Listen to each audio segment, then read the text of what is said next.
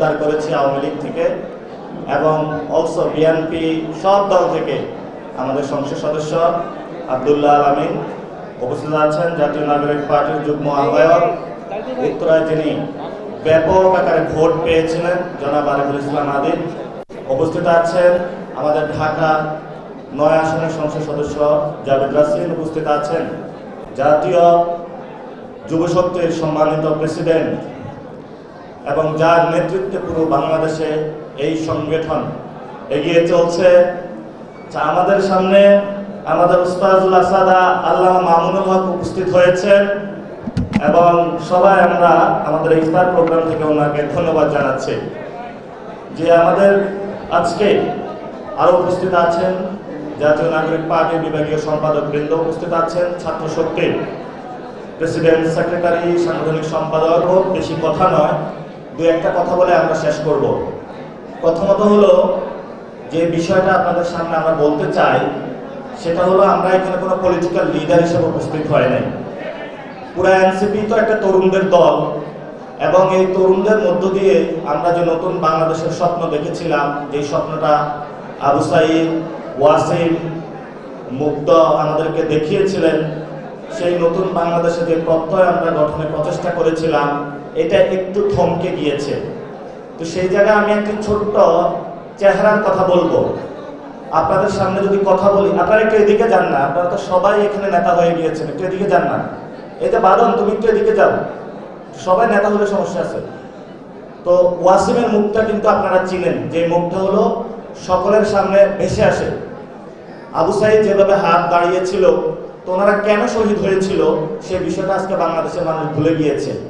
ওনারা একটি নতুন বাংলাদেশ গঠন করতে চেয়েছিল, যেই বাংলাদেশে খুনি হাসিনা যারা আমাদের উপরে খুনের রাজত্ব চালিয়েছিল, ফেসিস্ট একটা কাঠামো আমাদের উপরে নির্মাণ করে বাংলাদেশের অগ্রযাত্রাকে বাধা সৃষ্টি করেছিল।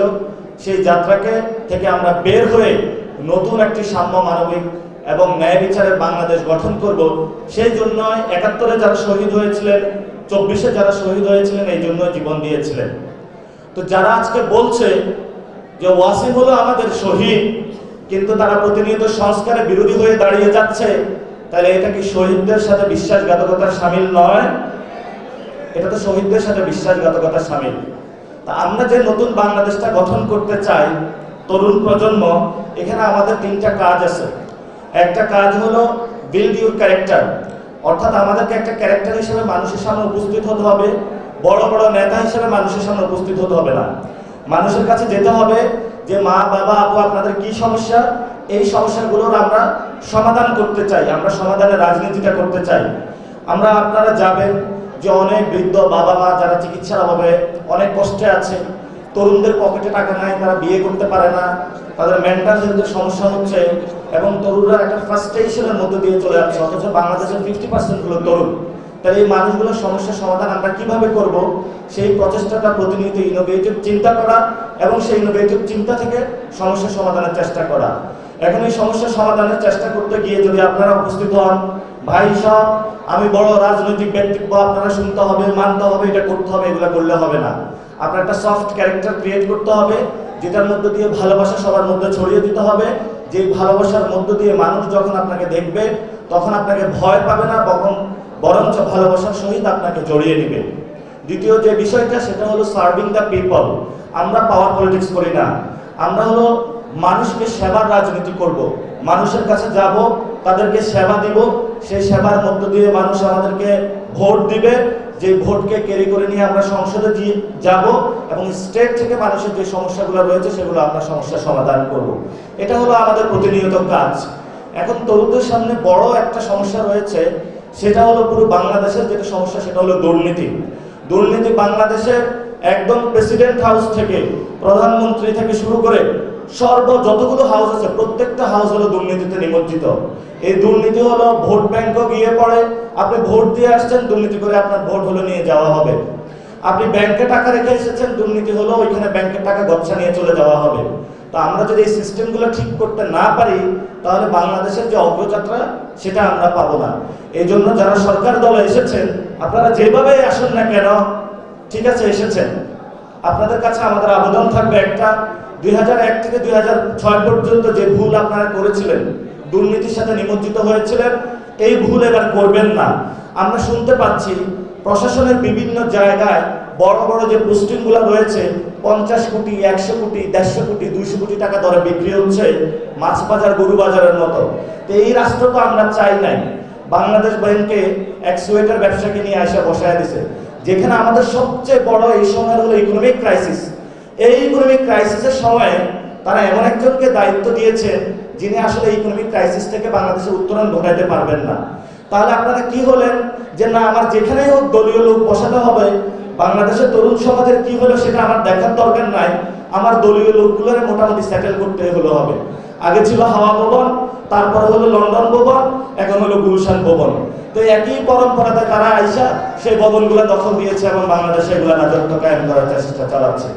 এখন তারা হলো, আমি গতকালকে তারেক রহমানকে বলেছিলাম, আমি বাসায় যখন যাই বুয়া এসে বলে ফ্যামিলি কার্ড দেন। তো ফ্যামিলি কার্ড কি আপনার শুধু 6টা উপজেলার জন্য, বাংলাদেশের আর নাই? এই জন্য আমরা তাদেরকে বলবো যে আপনি ঠিক আছে, যারা অসহায় মানুষ রয়েছে তাদের জন্য ফ্যামিলি কার্ড দিয়েছেন, তা আমাদের তরুণদের জন্য আপনি কি করেছেন? স্টেটের কোনো প্যাকেজে তো আমাদের তরুণদের জন্য কোনো কিছু নাই। আপনাদের যে 31 দফা ছিল, সেখানে তরুণদের যে দফাটা ছিল সেটা আমরা আগেও বলেছিলাম এটা বোগাস একটা দফা। ইলেকশনের পর পর্যন্ত বাংলাদেশের 50% তরুণ, জীবন দিল তরুণরা, রক্ত দিল তরুণরা। তরুণদের রক্তের উপরে আপনারা ভর করে ক্ষমতায় গেলেন, ক্ষমতায় গিয়ে তরুণদের কথা ভুলে গেলেন। এটা হলো নিমকহারামি রাজনীতি। এই জন্য সরকারকে আমরা আহ্বান জানাবো, আমরা তরুণরা অনেক কষ্টে আছি। বাসায় গেলে বলে কিরে তুই রাজনীতি করিস, তোর পকেটে টাকা নাই কেন? আবার এই হলো বাহিরে আসলে মানুষ বলে যে তোমাদের কাছে কি পাওয়ার আছে তোমরা আমাদেরকে দিতে পারবা? তোমাদেরকে তো ভোট দিয়েছি, ভোটটা তো হলো ডাকাতি করে নিয়ে গিয়েছো, ডাকাতদেরকে তোমরা কেন ধরো নাই? যেখানে যায় গার্লফ্রেন্ডের কাছে তরুণদের বলে তুমি আমাকে কবে বিয়ে করবা, তরুণ বলে যে আমার পকেটে টাকা নাই। আবার হলো ক্লাসের মধ্যে বিভিন্ন জায়গায় হলো ক্লাস শেষে আমরা বসে আছি, সেখানে হলো পড়াশোনা শেষ করি, চাকরিতে যাব, এই তুমি চাকরি করতে আসো, তুমি কি বিএনপির কোনো অঙ্গ সংগঠনে তোমার নামটা লিখিত আছে? তোমাকে আমি চাকরি দিতে পারবো না। এই যদি হয় তরুণদের অবস্থা, তাহলে আমরা তরুণরা কিভাবে বাংলাদেশটা ঠিক করব?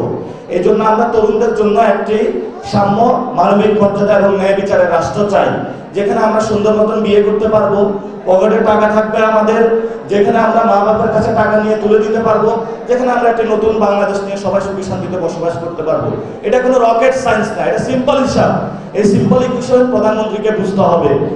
আপনি নিজেকে দাবি করলে হবে না যে আমি তরুণদের পক্ষে। তরুণদের প্যাকেজ দিতে হবে, কাজ করতে হবে, তাহলে আমরা বুঝবো আপনি আসলে তরুণদের পক্ষে। সে প্রত্যাশা রেখে আমি আমার বক্তব্য শেষ করছি। যারা আপনারা এখানে আজকে উপস্থিত হয়েছেন, আমাদের চাঁদাবাজি, সন্ত্রাস, দুর্নীতি এর বিরুদ্ধে লড়াইটা চলমান রাখতে হবে। যে যত কথাই বলুক না কেন, আমাদের এক পা হলো পিছ পা হওয়া যাবে না ইনশাআল্লাহ। সবাই ভালো থাকবেন, দোয়া করবেন সবাইকে। আসসালামু আলাইকুম ওয়া রাহমাতুল্লাহ। আসসালামু আলাইকুম। এই মুহূর্তে আমাদের মাঝে উপস্থিত হয়েছে বাংলাদেশের গণতন্ত্রের ইমাম, জাতীয় নাগরিক পার্টির সম্মানিত আহ্বায়ক, ঢাকা 11 আসনের সম্মানিত সংসদ সদস্য